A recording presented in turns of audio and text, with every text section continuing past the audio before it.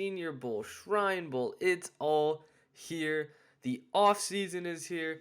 We're kicking it off with East West Shrine. Basically just players who I thought rose their stock this week at the Shrine Bowl. There was quite a few. I think I have 10 on this list, but that's not too many. Hopefully, at least. Obviously, if you don't have NFL Plus or NFL Network, you didn't see this game. Practices were really hard to catch because this is not like the Senior Bowl where everything is like live television. Senior Bowl game, though, will be Saturday at 3 p.m. Eastern, I believe.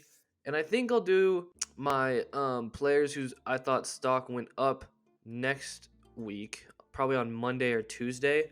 I'll have that out for you guys. But I really wanted to get this one out for you. And we've got some interesting players that'll be, some great value picks, I think, in the later rounds. Some players who might have, grown their stock up to being invited to the combine, possibly late day 2, early day 3 picks, like the man that we will get to very shortly. But yeah, man, it was a fun one to watch. If you missed it, I'm sure there's highlights somewhere on YouTube where you can go watch. But let's get straight into this thing. East-West Shrine Bowl. Players whose stock went up. Starting with the offensive MVP for the West team, Frank Gore Jr. out of Southern Miss. I have all their 2023 stats at the bottom, so if you want to look at that, there's a little rundown. But I believe he had 6 carries for 87 yards and a touchdown in this game, and he had a 49-yard touchdown on the first drive where he showed his burst, his one cut and go mentality. He was really good in this game. I think he popped off another 21-yard run as well in the second quarter, the late second quarter. But I mean, I was already kind of high on Frank Gore Jr. Obviously, he has the bowl record for 329 rushing yards in a bowl game, highest all time by any player. And obviously the name holds a lot of royalty to it in the football world, with his dad being Frank Gore, future Hall of Famer. 16,000 career rushing yards. Frank Gore Jr. is kind of one of those dudes who's going to be looked at regardless of really how productive he was, just because of who his dad is. And he really showed what he's all about. Maybe he doesn't have the highest top end speed. I think on his 49-yard touchdown run, he only got up to about, I say only, but he got up to 19, almost 20 miles per hour, which isn't the highest, but definitely quick. But his top end speed has always been a question mark. He hasn't ever really had it, but he is super, super productive. He takes one cut and shoots that gap. I think actually his 21-yard run was more impressive than his touchdown run, because on the 21-yard run he had 2 or 3 jukes where dudes were went to dive for him and they missed by 1 or 2 yards. His jump cuts are sick. He probably rose his stock the most out of anyone. He might be 4th round pick for me, maybe 5th. That might be a little too high. He is only 5'7", almost 5'8", but I think in a league where, we got receivers that are playing at 5'7", 5'8", why can't, a running back who is already supposed to be shorter, he'll be fine. He could probably put a little bit of weight on, but for the most part, he's just a little bowling ball out there, just like his dad. I mean, just kind of bounces off guys, makes nice jump cuts, really good burst and acceleration. Like I said, not great top end speed, but when you have that burst and acceleration, it is really, really helpful for any run game. So something to look out for. Frank Gore Jr., offensive MVP. He looked fantastic. You got to go see some of his highlights. Defensive MVP for the West, Jarius Monroe. He had a pick in the game, and then he had a pick during the week in practice as well. That was pretty impressive. It was basically the same thing that happened in the game. But obviously, out of Tulane, he's, I think, 6'2". So he's a big corner, physical corner. I really like what he showed. He had 3 interceptions this year. 10 passes defended or defensed, whatever, however you say it. That's pretty good. Obviously, Tulane, not a Power 5 conference, but still some really good receivers and talent in that conference. And for Jarius Monroe to have those coverage numbers, I mean, just that in itself says a decent amount. But like I said, he's like 6'1", 6'2", lengthy corner. This guy's got some serious upside, and he played really well in the game yesterday. He had a couple of tackles to go along with that pick. But yeah, I mean, I liked what I saw from him. Definitely need to look more into his tape to give you guys more of a rundown. But I'm just telling you what I saw. Obviously, the coaches and everyone else saw, and that's why he got defensive MVP. It could have gone to probably one other dude, maybe two other guys, but the pick was in a really big moment. Like, the East team got a punt return, they were starting to get momentum, and then Monroe just jumps the cover or jumps the receiver or the route. Jesus. Monroe jumps the route, gets the interception, and makes a big difference in how that game ended, because it was swinging towards the East momentum, and it could have gone a lot differently if he didn't make that play. So yeah, Jarius Monroe, go check him out, because I will be as well. All right, now to just not the MVPs of the game, but to players who really shined this week and during the game mainly. Mohamed Kamara, just outstanding week. He was awesome. So obviously you see the C on his chest for captain, and that showed. He was the captain of the East team, I believe. Maybe it was the West. I think it was the West. Should have been. But he was the captain of the team for this week, and everything that I heard was the dude is just a natural leader. And if you're an NFL scout, that is everything that you want to hear, especially for a defensive lineman he's got star potential. He was the star of the defense at Colorado State. 50 pressures there. That is a bit of a skewed number. Pressures are very like hit or miss with whatever site you're using.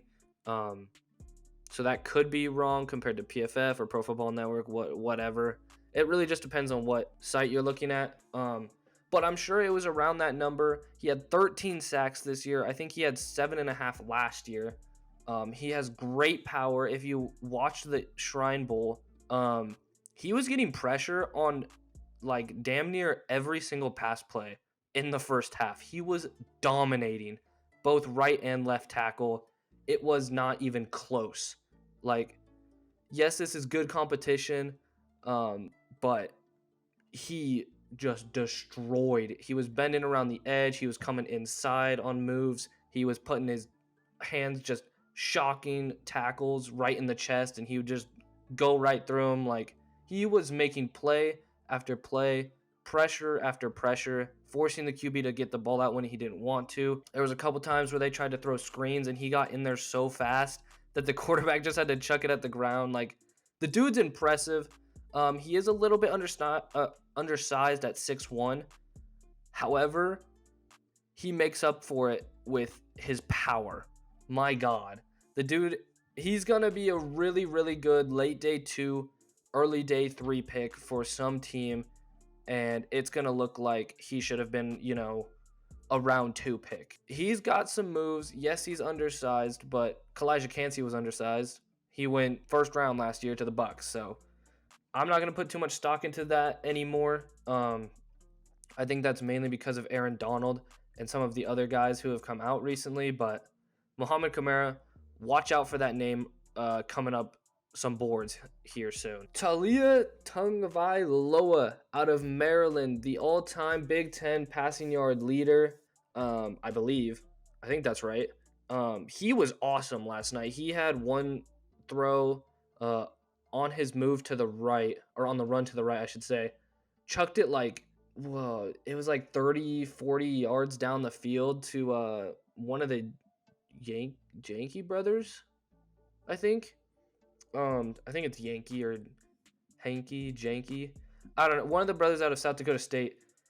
It was a very nice throw. And obviously coming into this, people were very worried about how big his arm actually is because it's kind of like his brother's, where it's a little noodly. At the same time, with that deep throw or deep shot that he took, it was a little bit underthrown, which I will give him the benefit of the doubt because it was a run.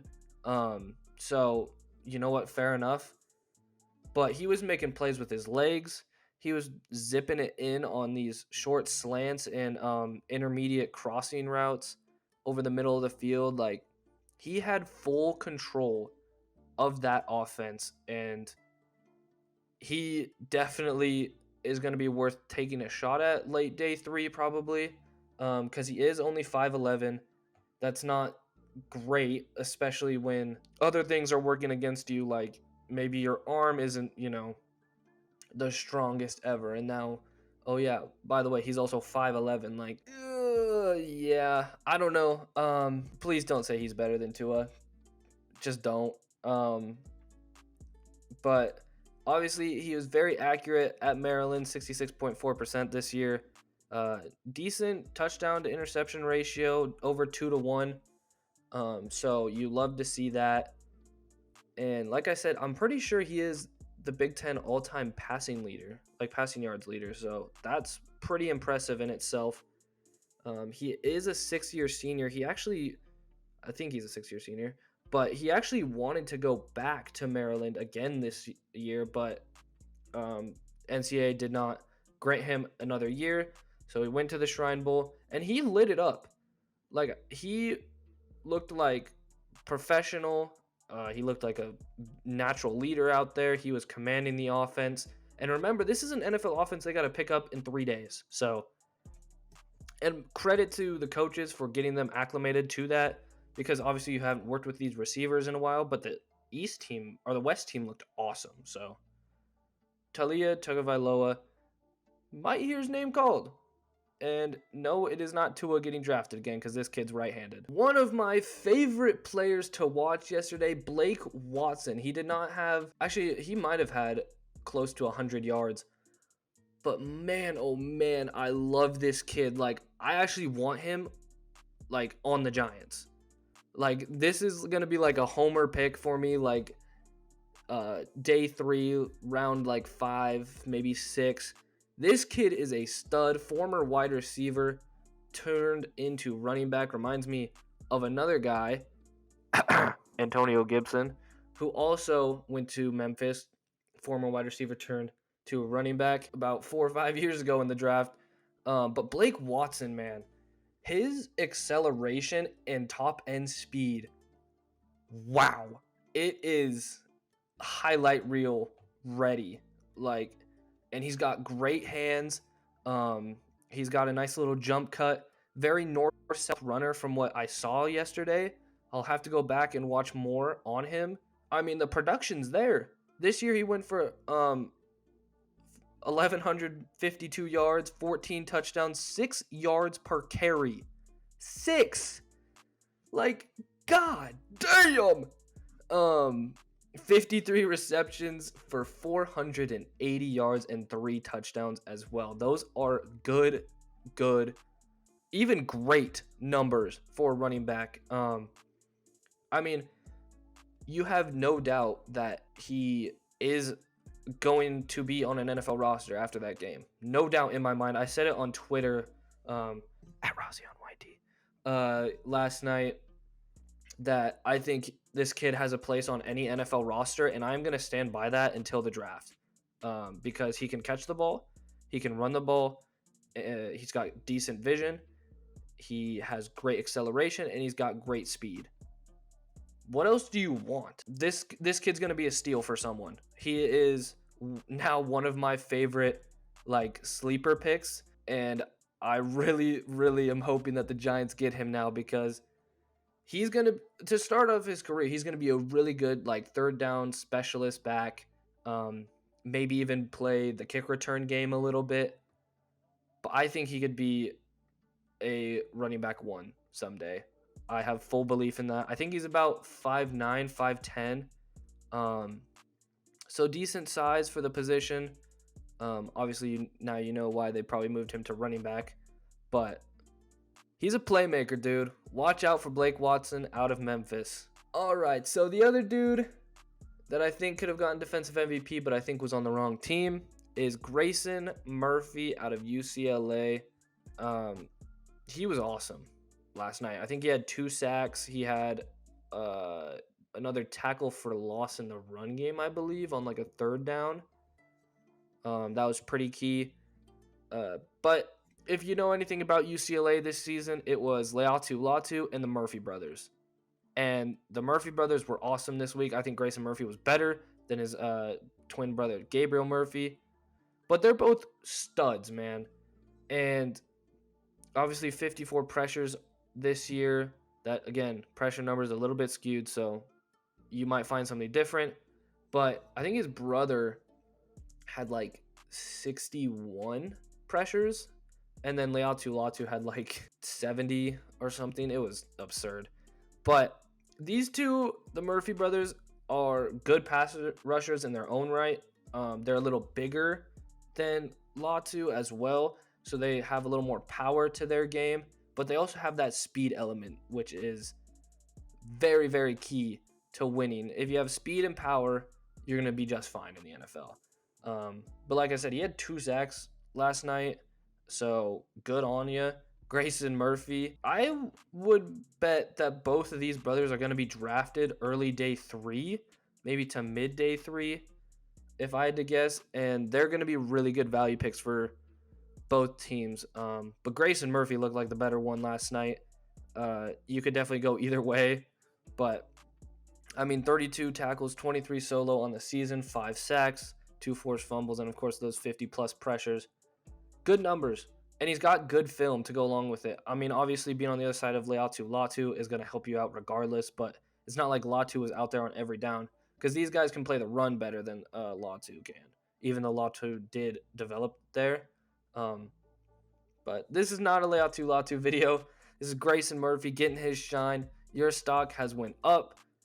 And yeah, man, if y'all haven't watched the 2 Murphy brothers, I would highly recommend it. They transferred from North Texas, I believe. So really, really good players. Dallin Holker out of Colorado State. I mean, I already knew he was one of my favorite prospects in this East-West Shrine Bowl, but I mean, he just further solidified it. He was awesome in practices all week.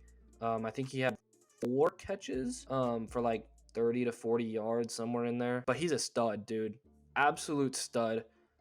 He put himself on the map in the Colorado game in week 2, I believe that was, of the college football season, week 3. He's just got great size for the position. He can block. He's a great receiver. He can be a little safety blanket for quarterbacks, which is what he kind of was yesterday. I think he did have a nice little seam route, though, early on in the first quarter, if I'm remembering correctly. But obviously, he was a captain for the Colorado State offense. I think that showed as well in the East-West Shrine Bowl this week. He was a top target in the first quarter was it Austin Reed? That was the first quarterback for the East? I don't remember. But he had like 3 targets and 3 catches super quickly in the game. And obviously, when you look at his stats this year, 64 catches for 767 yards, 12 yards per catch for a tight end is really, really good. And I mean, like 3 of his 6 touchdowns came from that Colorado game, but still, he tore it up in that game. Please go watch that game if you have not seen it already, which I imagine most of you have. But I'm really high on Dallin Holker. I think people should definitely go watch his film more. I honestly would not be surprised if he went early round 3, maybe even late round 2. I would not be surprised at all. This is not a deep tight end class. Obviously, Jaheim Bell, Ben Sinnott, Theo Johnson, they're doing their thing over at the Senior Bowl. They're, raising their stocks as well. But Holker, watch out for that name. He's going to be sneaky. So, all right, this one's a little bit interesting. Qwan'Tez Stiggers from the CFL Toronto Argonauts. He had a couple pass breakups over the course of the week. I think he had 1 in the game as well. He had multiple tackles. I like his physicality, his chip on the shoulder mentality. He had 5 interceptions this past year in the CFL, got an invite to the East-West Shrine Bowl, which is awesome. I think they should do that more with standouts over there. And if you were wondering, that's an 83.9 pass coverage rating, just the CFL way. But he had a really good week, and every time they talked about him on the broadcast, they were saying like how much he's impressed the coaches and the scouts here at, the Senior Bowl. And you can't take those things for granted when you're watching these things. And I remember they were talking about how he didn't even play football for like 3 years because I think his dad like suddenly passed away, which is horrible. Rest in peace. He came back and played the 7v7 fan-controlled football arena league. He did so well that he managed to go to the CFL and has been playing there just this last year actually, and had a fantastic year. So good on you. I don't know if you work yourself into the back end of late day 3 in that round 6, round 7 area, but he has good size and length for the position, and I think it's someone worth taking a shot on. He's only 22 years old. It's not like he's 26 coming from the CFL. He is 22 years old. You can work with him, and I think he has the size and the speed to play in the NFL. Don't know if he gets drafted, but I would not be surprised if he's one of the top undrafted free agents. Keep an eye out for that name. Anthony Gould, the wide receiver out of Oregon State, had the only touchdown for the East team, I believe.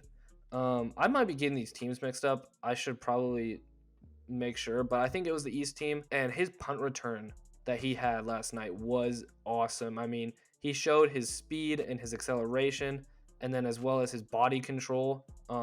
He got hit and like spun off of a tackler and then completely just juked out the punt or the punter, and the rest was history. He cribbed that thing. But Anthony Gould, him and his teammate Silas Bolden, I've been keeping an eye on this week because I liked both of them, and Silas Bolden's good in his own right, but Anthony Gould showed that he has the flexibility to go play punt return and make plays from special teams, which any NFL team loves to see. So, and he had a good year at Oregon State rather. 44 receptions, 718 yards, and 2 touchdowns. Obviously, the touchdowns not the highest in volume, but their run game was so good that not a lot of their receivers got touchdowns. But really, really showed that athleticism that he has, the speed, obviously, and the versatility. Because maybe he doesn't, come onto an NFL roster and instantly is one of their top wide receivers. And I mean, by top, I mean like the 5 guys that are on the depth chart, and maybe he can come in, go to special teams, work his way through there, be kick return, punt return, work his way up, because he does have good hands. I thought I saw a clip of him burning a corner in practice earlier this week, but I could be wrong. It might have been Bolden. But Anthony Gould, props, because that punt return was sick. This one is a little bit interesting. Richard Jibunor, don't quite know how to say his name, out of Troy though, and Troy had a good season this year. They had a good season last year as well, and he's one of the main reasons. Obviously this year he had 10 sacks. I think he had a sack in the Shrine Bowl as well, and he also had a really key tackle for loss on a 4th and 1, I believe. He was making plays everywhere. I really liked the intensity that he played with. Plays mean. He wants to hit whoever's in front of him and just lay them on their ass. And he's got great length. I think he's about 6'3" as well, so good size. They listed him as a linebacker at Troy, but he mainly played the edge, and I think he can flex inside as well with his size to play like interior and rush from there. You can run stunts with him. I see some potential in him. I think it is Jibunor. Dude, I'm butchering his name. I'm so sorry. But regardless, he really flashed last night in the game, and respect, man, because he was good all week as well. Heard good things. Act like I have sources down there or something, but I mean like on the broadcast or on Twitter, like, hey, this guy, he's impressing. So good on you. Troy obviously doesn't put out a ton of products, but when they do, they're guys like this, who has high potential. It's still a little bit raw, but definitely coachable. which is a huge thing. And that is it for the Senior Bowl players who I thought rose their stock the most. Obviously, you might be looking for like Myles Murphy out of North Carolina. He did make some good plays early on. I think he had a TFL and a couple tackles in the run game, which was very impressive as well. He definitely deserved a spot on this list. I kind of just forgot about him. I just remembered that right now, but hopefully you guys did enjoy. I think my top players from this are Blake Watson and probably Frank Gore Jr., the two running backs. Like, they shined, man. They were awesome yesterday, especially Blake Watson. I think he was my favorite player from the East West Shrine Bowl. Let me know who yours was. I will also say Josh Cephas and Omar Brown, along with Myles Murphy, are three guys that definitely could have made this list. So those are, again, Myles Murphy, Omar Brown, Josh Cephas. Cephas out of UTSA, Omar Brown out of Nebraska, the safety, and Cephas is the receiver, just so you know. Really liked what they did. Cephas does have some off-the-field issues. Omar Brown didn't play that much, but he had a really good week in practices. And then, of course, Myles Murphy, like I said, had some good plays in the game early on. But definitely 3 honorable mentions. But like I said, Senior Bowl reaction and stock up players will be probably out Monday, so be on the lookout for that. Hopefully you guys did enjoy this video. Let me know who your favorite East West Shrine Bowl player was in the comments below. Like, subscribe, all that jazz, and I will see y'all in the next one. Peace.